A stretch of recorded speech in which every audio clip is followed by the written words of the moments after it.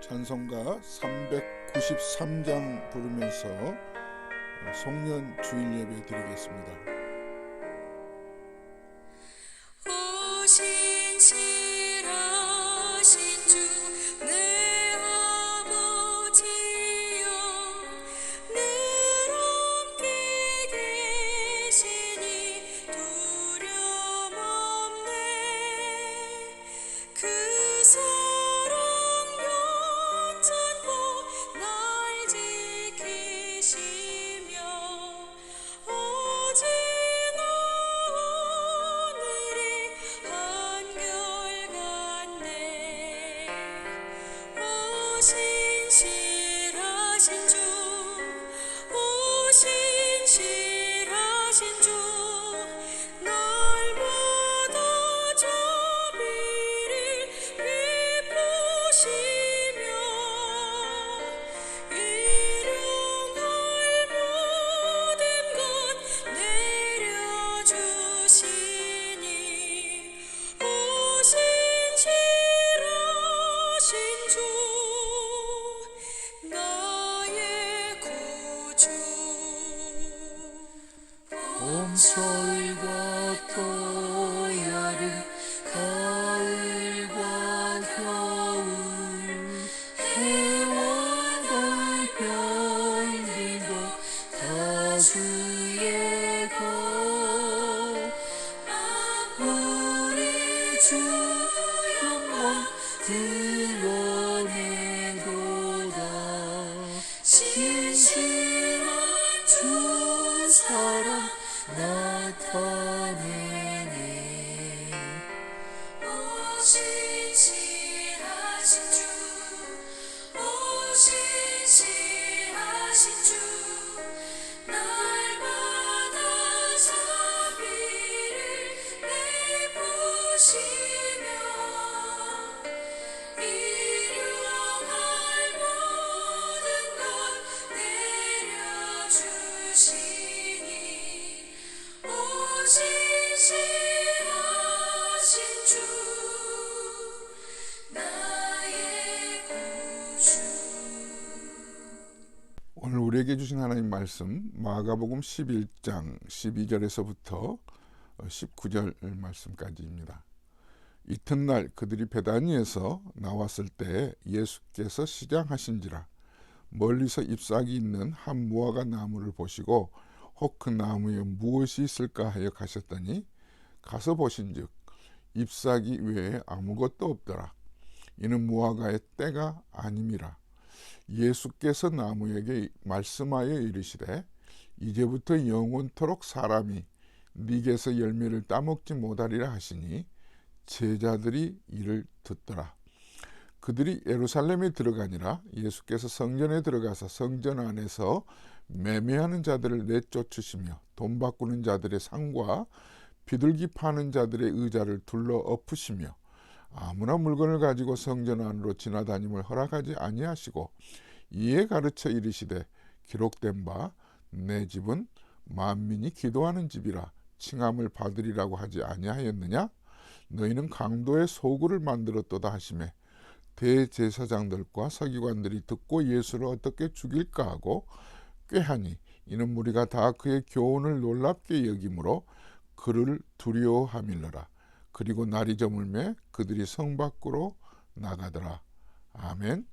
마가복음 11장 12절에서 시작되는 오늘 본문은 예수님이 십자가지로 올라가시기 직전 D-5일이에요. D-5일. 십자가 지시기 5일 전이라는 말씀입니다. 이제 5일 동안 많은 일들이 일어나요. 정말 끔찍한 일들이죠. 예수님으로서 당해서는 안 될 그런 채찍과 수모와 그런 무거운 십자가를 지시고 목숨을 버려야 되는 그런 사건이 앞에 놓여 있어요. 이럴 때 예수님의 마음이 어떠하실까요? 답답하시겠죠? 정말 속 터지시겠죠? 앞으로 되어질 일 때문에 답답하시다고요? 아니에요. 제자들 때문에, 이스라엘 백성들 때문에 사실은 예수님이 답답하세요. 사랑하는 여러분, 오늘 우리는 2022년 마지막 주일 예배로 드립니다. 송년 주일이라고 할 수 있겠죠. 지난 1년 동안 어떻게 지내오셨어요? 하나님은 뜻하지 않게 많은 은혜들을 말씀을 통해서 주셨어요. 기도하는 것보다 더 큰 것들로 우리에게 필요를 채워주셨어요. 응답해 주셨어요. 아멘. 그러나 하나님이 주신 것에 대해서 하나님의 마음을 시원케 해드리거나 하나님을 기쁘게 해드리는 내 삶은 부끄러운 것밖에 없는 것 같아요. 죄송하고 정말 송구스러운 마음을 이 시간 하나님 앞에 내려놓으면서 앞으로 남은 일주일, 금년 한 해를 정리하면서 좀 더 새해에는 더 잘 살아야 되겠다. 하나님의 마음을 답답하게 해드리기보다 하나님이 나를 보실 때 마치 예수님이 제자들 보실 때 답답해 하시는 것처럼 그런 마음을 갖게 해서는 안 되겠다. 이런 마음이 오늘 말씀 안에서 함께 우리 자신들을 들여다보고 정리해 볼 수 있겠습니다. 예수님께서 예루살렘으로 입성하실 때 저 동네에 한 번도 타보지 않은 나귀를 풀어오라고, 데려오라고 하신 말씀을 기억하실 거예요. 예수님이 하나님의 아들로서 이 세상에 누구 못지않게 말을 타고 정말 개선장군처럼 예루살렘에 입성하실 수 있는 분이신데도 불구하고 그 나귀를 타신 이유가 무엇인지를 우리는 알게 되었어요. 제자들이 그 사실을, 예수님이 나귀를 타고 가신 사건을 이미 지켜보았던 거예요. 기억나시나요? 말을 타고 간다는 것은 전쟁 선포와 같아요. 세상을 내가 칼로 싸우면서 저들을 다스리겠다고 하는 세상 방식의 입성이겠지만 예수님은 아니었어요. 나귀를 타신 이유는 나는 전쟁하고 싶은 마음이 추워도 없다. 왜요? 예수님이 승리의 개선을 하시는 방식은 싸움이 아니잖아요. 죽음이었습니다. 십자가였어요. 나귀를 타신 이유가 바로 거기에 있었는데 제자들과 그 무리들이 다 보고 그들은 호산나 호산나 종려나무 가지를 꺾어다가 예수님이 지나가시는 그 길에 깔아드렸는데 그들은 알지 못했거든요. 그 이스라엘 백성들 때문에 지금 예수님은 답답해 하고 계신 거예요. 자, 오늘 본문에서 예수님이 답답해 하시면서도 속이 터질 것 같은 그런 순간인데도 그 감정을 제자들에게 폭발하시거나 이스라엘 백성들에게 감정적으로 그들을 대하시는 것이 아니고 영적인 시선을 가지고 오히려 그보다 감정을 폭발하는 것보다 더 따갑게, 더 아프게, 그러나 분명하게 그들 앞에 보여주고 계신 게 있으세요. 두 가지입니다. 늘 마가복음을 시작하면서 저자 마가가 예수님의 행적을 다룰 때 특이한 문학적 기법을 사용해서 예수님이 우리에게 하시고 싶은 말씀을 정말 정광석화처럼 우리에게 비춰 보여주고 있는 그런 말씀이 있어요. 오늘 본문에도 그와 같은 이 기법, 샌드위치 기법으로 오늘 말씀을 전개하고 있습니다. 이 샌드위치 기법을 통해서 저자 마가는 우리에게 두 가지 중요한 레슨을 가져다 주고 있습니다. 잘 들어보세요. 첫째 교훈은 하나님이 열매 없는 나무에 대해서 심판하신다는 메시지예요. 예수님이 하나님이시잖아요. 지금 제자들은 예수님의 공생애 동안 늘 말씀을 들었어요. 이스라엘 백성들도 마찬가지로 주님의 행적을 통해서 그분이 누구이신가를 보고 듣고 배웠어요. 그러나 지금 D-5일 되는 이 지점에서 아직도 이스라엘 백성들이 백성답지 못한 그들을 주님은 안타까워하고 계시는 거예요. 무화과 나무는 당시 1년에 2번 열매를 맺는답니다. 지금 무화과 나무 사건을 통해서 우리에게 레슨을 주시는 것은 상징적으로는 포도나무와 함께 이스라엘 백성을 상징하고 있어요. 이스라엘 백성을. 예수님이 이제 시장하셨잖아요. 인간이기 때문에 배가 고프셔서 무화과 나무에게 다가가서 열매가 있는가 하여 그 시장함을 조금 채워보시려고 했지만 실질적으로는 영적인 교훈을 이 사건을 통해서 우리에게 말씀하고 계세요. 1년에 2차례 열매 맺는 이 무화과 나무가 열매를 맺을 때가 아니라는 것도 주님은 이미 알고 계셨어요. 그러나 열매가 맺기 전에 봉우리라도 있어야 되지 않았겠어요? 그런데 오늘 성경에 보니까 잎만 무성했다고 그래요. 열매 맺을 흔적이 보이질 않은 거예요. 이게 중요해요. 그래서 이 나무를 저주하신 거예요. 어찌 보면 예수님이 너무하다, 부당하게 갑자기 저주하신 거 아닌가.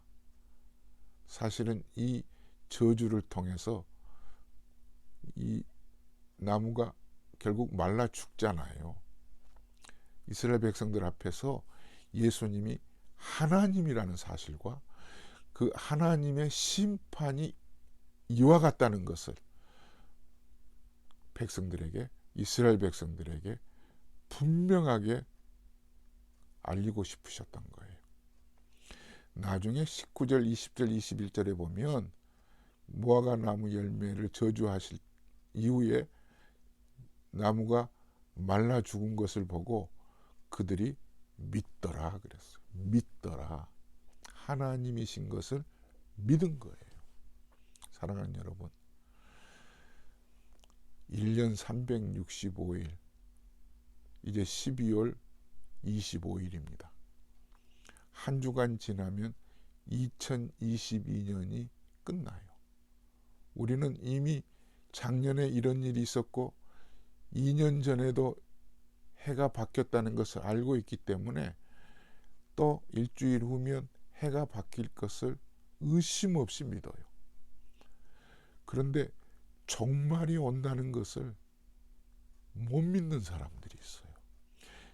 내 인생의 마지막이 있다는 것을 아직도 긴가민가 하고 그냥 미적미적하면서 우유부단하게 자기의 삶을 분명하게 하나님의 은혜 가운데서 살아가지 못한 사람들을 향해서 오늘 이스라엘 백성들에게도 이 말씀을 주고 계신 거예요.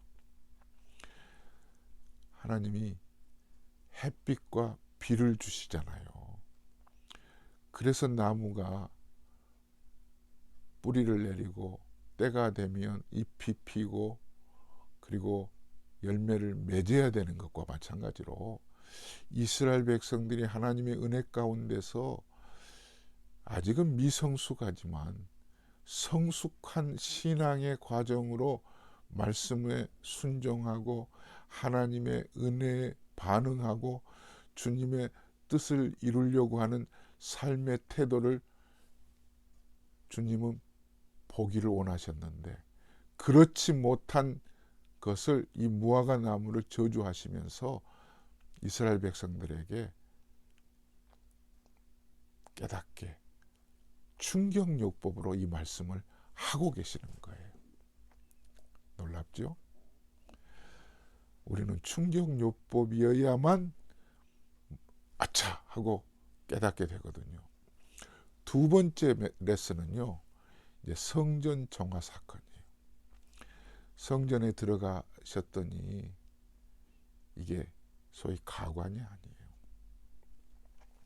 당시에 이제 성전에 들어가는 이유는 백성들이 제물을 준비해서 가지고 가서 제사장에게 보이고 그 제물이 합당하면 이제 드리게 되는 거거든요. 그런데 이게 웬일입니까? 잘 준비된 제물임에도 불구하고 제사장들과 제물을 파는 사람들이 야합을 해서 그 성전 안에서 제물을 사고 파는 것으로 서로 부당한 이익을 취하는 그런 야합이 있는 거예요. 또 성전에서 하나님 앞에 드리는 예물이 돈을 바꾸는 것으로 멀리서 오는 사람들이, 상인들이 밖에서 돈을 바꿀 수가 없으니까 이 성전에서 돈을 바꾸는데 그것으로 고리를 취하는 이런 일들을 예수님이 보신 거예요. 이건 말이 되겠습니까? 완전히 성전들이 정말 시장통이었어요. 아수라장이에요. 예수님이 가만히 두고 보실 수가 없는 거죠. 그래서 이렇게 말씀하시잖아요. 내 집은 만민이 기도하는 집이라. 오늘날 우리에게 주는 레슨이 무엇일까요? 그 이스라엘 백성들에게 어떻게 하나님 앞에 기도해야 할 집이 엄숙하고 경건하고 성전 안에서는 세상은 불의하더라도, 세상은 야합하고 정말 잘못한 일들이 있다 할지라도 그것을 털어버리고 정리된 정말 성결한 마음 가지고 주님 앞에 나와서 예배해야 할 그 터전이 이렇게도 난장판이 되었느냐. 이스라엘 백성들이 그 예루살렘 성전일 뿐 것을 보시면서 결국 예수님께서 성전마저도 무너질 것을 말씀하시죠. 예수님 십자가 지시고 돌아가신 이후에 이 예루살렘 성전은 무너집니다. 사실 예수님께서는 예수님 몸이 성전이셨어요. 예수님이 십자가를 지시고 죽으심으로 성전이 무너지더라도 내가 3일 만에 다시 세우리라고 말씀하셨는데 아무도 깨닫지 못해요. 아무도 깨닫지 못해요. 사랑하는 성도 여러분, 이제는 우리의 몸이 성전입니다. 우리의 몸이 성전이에요. 너희가 하나님의 성전인 것과 성령이 너희 안에 계시는 것을 알지 못하느뇨. 기억나시죠? 너희가 하나님의 성전인 것과 하나님의 성령이 너희 안에 계시는 것을 깨달아라는 말씀이죠. 여러분, 하나님의 성전인 우리의 몸을 그러므로 돈 바꾸는 일처럼 장사꾼이 있는 것처럼 우리의 몸이 더럽혀지고 죄로 물들어지고 불의한 일에 휩쓸리는 유혹에 넘어져가는 시기와 질투로 하나님의 뜻을 거역하는 그런 삶에서 벗어나야 된다는 거죠. 2022년 일주일 남았습니다. 깨끗하게 손을 씻고 마음을 십자가의 은혜로 씻어내서 십자가의 보혈로 말끔히 씻어내서 깨끗한 몸으로 주님 앞에 새해를 맞는 여러분 되시기를 주의 이름으로 축원합니다. 하나님 아버지, 무화과 나무가 열매 맺지 못한 것을 저주하신 것을 말씀으로 보았습니다. 햇빛과 비를 통해서 때가 되면 열매를 맺어야 되는 것을 이스라엘 백성들에게 들려주고 싶으신 그 주님의 의도를 보면서 우리 또한 금년 한 해를 마무리하며 열매 맺는 성도의 삶을 살기를 원하며 하나님의 심판이 있음을 분명히 알고 남은 시간들을 잘 정리하면서 우리의 몸이 성령의 전인 것을 의심 없이 믿고 사는 저희들 되게 하여 주시옵소서. 이제는 우리 주 예수 그리스도의 은혜와 하나님 아버지의 무한하신 사랑하심과 성령님의 감동 감화 충만하신 은혜가 모든 성도들에게 함께 계실지어다. 아멘. 주 안에서 사랑합니다. 샬롬.